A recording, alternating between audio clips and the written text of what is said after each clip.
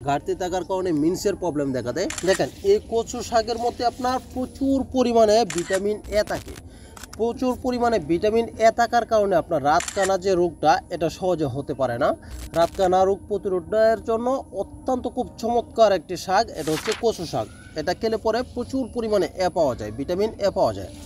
এবং আপনি যদি যাদের লৌহের অভাব রয়েছে শরীরে, রক্তকণিকার অভাব বা রক্তের অভাব, তারা যদি কচু শাক খায় তাহলে তাদের এই সমস্যাটা সম্পূর্ণ সলভ হয়ে যায়। আপনার এই কচু শাকের মধ্যে আপনার পুঁই শাক এবং লাল শাক এই দুইটা থেকে দ্বিগুণের দ্বিগুণ আপনার খাদ্য শক্তি থাকে, চর্বি থাকে, শর্করা থাকে, খনিজ পদার্থ থাকে, ক্যালসিয়াম ও লৌহ বেশি থাকে।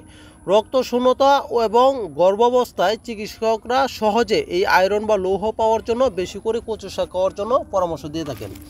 যাদের রক্তের অভাব রয়েছে, বিশেষ করে অনেকের ক্ষেত্রে আপনার রক্তের ঘাটতি থাকার কারণে মিনসের প্রবলেম দেখা দেয়, তারা যদি প্রচুর পরিমাণে যদি কচু শাক খায় তাহলে মিনসের যে সমস্যাটা এগুলিও চলে যায় অনেকের ক্ষেত্রে। তো অবশ্যই আপনারা কি করবেন, বেশি বেশি কচু শাক খাবেন। কচু শাক খেলে নতুন রক্ত তৈরি হয়, রক্ত পরিষ্কার করে এবং রক্তের যে সমস্যাটা আছে, যে ঘাটতিটা আছে সেটাকে পূরণ করে। এটার প্রতি আপনার খেয়াল রেখে অবশ্যই বেশি করে কচু শাক খাবেন।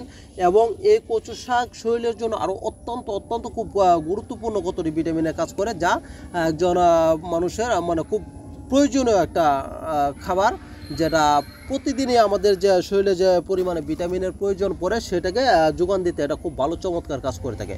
অবশ্যই ফ্রেন্ডস বেশি বেশি কচু শাক খাবেন, তাহলে অবশ্যই রাতকানা রোগ হবে না এবং আয়রনের যে অভাব থাকে এগুলিও হবে না, এবং চর্বি এবং আপনার শরীরে প্রচুর শক্তি বৃদ্ধি করে এই কচু শাক। অবশ্যই বেশি করে কচু শাক খাবেন।